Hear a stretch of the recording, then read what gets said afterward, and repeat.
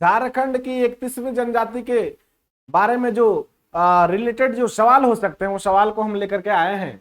झारखंड की 31वीं जनजाति के रूप में जानी जाती है कंवर जनजाति। केवीं जनजाति झारखंड का? 31वीं जनजाति के रूप में याद रखेंगे। झारखंड की 31वीं जनजाति है कंवर जनजाति, ठीक है, जिसे इसको जनजाति की सूची में वर्ष 2003 में, कब? वर्ष 2003 में इसे जनजाति की सूची में शामिल किया गया। वर्ष 2003 में एक और जनजाति को इस सूची में शामिल किया गया था और वो झारखंड का 32वां जनजाति हुआ, 32वीं जनजाति के रूप में जिसे जानते हैं।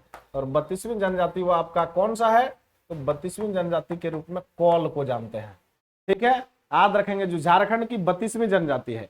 अब आपका जो अभी हम कंवर जिस जनजाति को पढ़ रहे हैं उसका संकेंद्रण किधर है झारखंड में, तो हम आपको बता दे रहे हैं। कौल जनजाति का अगर आप देखेंगे तो कौल जनजाति का जो संकेंद्रण है वो आपका है देवघर, दुमका और गिरिडीह। इस जगह पर आपका संकेंद्रण है। किस जनजाति का? कौल जनजाति का जो संकेंद्रण है वह आपका है। और आपका अगर हम देखें कंवर जनजाति का, तो कंवर जनजाति का जो संकेंद्रण है वो आपका पलामू, गुमला और सिमडेगा, इन क्षेत्रों में इसका संकेंद्रण आपका है, ठीक है। तो आप यहाँ पर कंवर जनजाति के बारे में पढ़ रहे हैं, जिसे 2003 में 31वीं जनजाति के रूप में इसको जनजाति की श्रेणी में शामिल किया गया। सवाल है कंवर जनजाति का संबंध किस प्रजातीय समूह से है? तो इसका जो संबंध है वह प्रोटोस्टलाइड समूह से है। किससे है? प्रोटोस्टलाइड समूह से है। और इसमें हम आपको जानकारी दिए कि 2003 में इसे जनजाति की श्रेणी में शामिल किया गया। और हम आपको यहाँ पर जानकारी दिए कि 31वीं जनजाति के रूप में इसे दर्जा मिला जनजाति का, नाम कंवर जनजाति, जो पलामू, गुमला और सिमडेगा में इसका विस्तार है। चलिए अगले सवाल पर हम ले चलते हैं। सवाल है कंवर जनजाति किसके वंशज है? तो याद रखेंगे कंवर जनजाति को कौरवों का वंशज माना जाता है। यहाँ पर इसका जवाब हो जाएगा क्या? कौरव के वंशज माने जाते हैं कंवर जनजाति, ठीक है। कंवर जनजाति से संबंधित महत्वपूर्ण प्रश्न आपको आने वाले झारखंड के एग्जाम में निश्चित रूप से आएंगे, इसलिए आप ध्यान पूर्वक पूरा वीडियो को देखेंगे और निश्चित रूप से कंवर जनजाति के बारे में पूरा जानकारी आप लेने का काम करेंगे। चलिए अगले सवाल पर हम आपको ले चलते हैं। कंवर जनजाति की भाषा क्या है? तो कंवर जनजाति की जो भाषा है वो कंवराती है या सादरी भाषा है। क्या भाषा? इस भाषा का नाम क्या है? इसके भाषा का नाम कंवराती है। याद रखेंगे। जो यहाँ पर इसको ऑप्शन नंबर बी में दिया गया है, इसका राइट जवाब हो जाएगा, ठीक है। चलिए क्या जवाब हो जाएगा? कंवराती।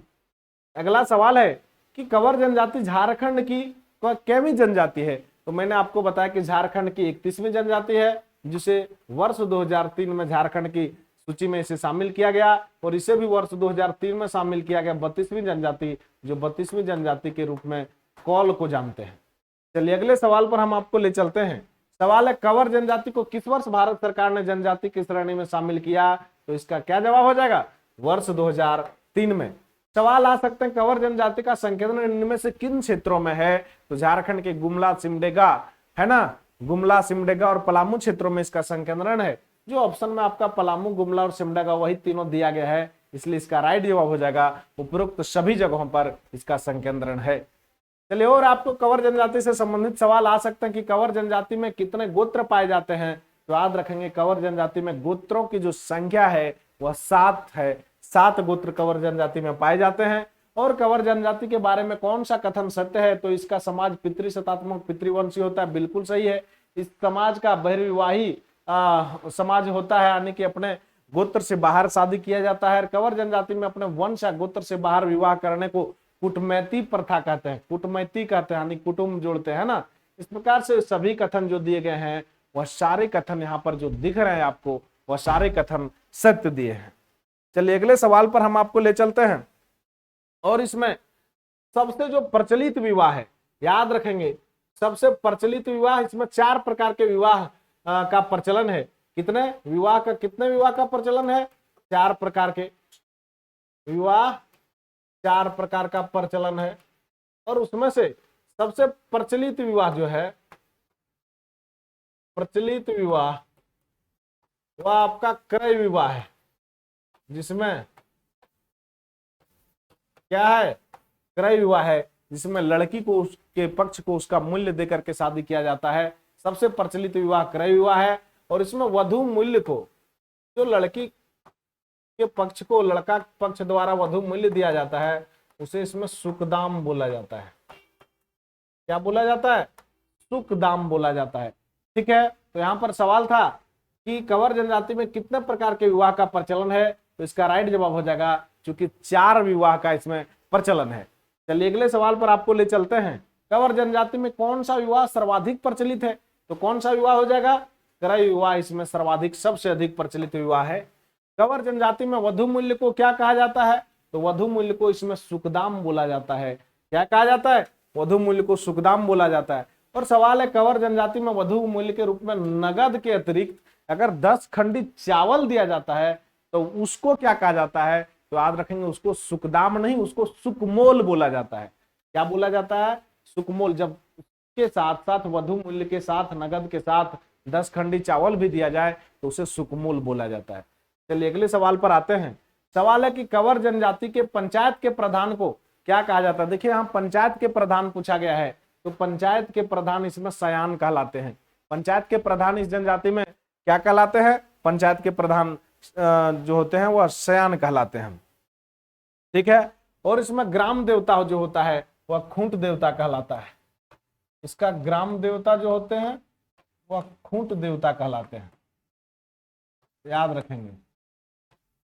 ग्राम देवता खूंट देवता कहलाते हैं।